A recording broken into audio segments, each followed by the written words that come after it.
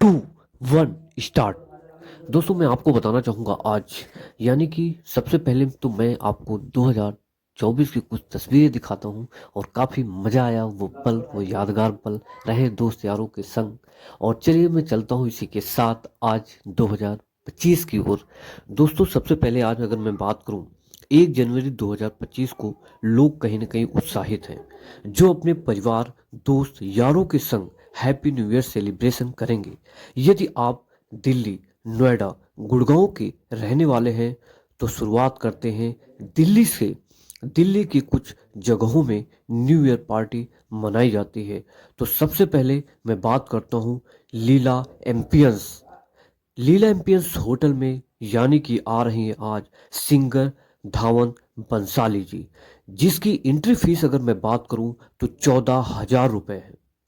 इतना ही नहीं, और भी यहाँ पे, और उसके साथ साथ अगर आप इतना पैसा खर्च करते हैं तो और भी मौज मस्ती देखने को मिलता है। और इसी कड़ी में अगर मैं आगे चलता हूँ, सोहो क्लब दिल्ली में आ जा सकते हैं। यहाँ की एंट्री फीस है कपल के लिए अगर मैं बात करूँ 5,000 रुपये। Non stop dancing, music, drinking का भी मज़ा ले सकते हैं।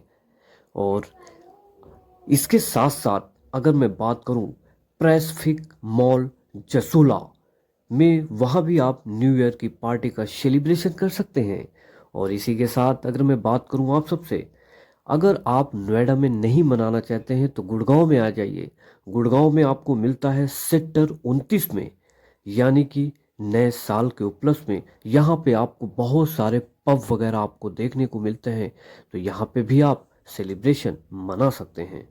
और इसके अलावा अगर मैं बात करूं, अब आपके दिमाग में होगा यार मुझे तो ग्रेटर नोएडा में मनाना है, तो ग्रेटर नोएडा में भी बहुत सारे आपको स्थान आपको मिलते हैं। सबसे अगर मैं बात करूं एडवांस नेविस बिजनेस पार्क, तो वहाँ पर भी आप बेहतर तरीके से सेलिब्रेशन कर सकते हैं। उसके अंदर भी पब है, बियर बार है, यानी कि जो आप करना चाहते हैं बहुत सारी फैसिलिटी के साथ आप आनंद ले सकते हैं।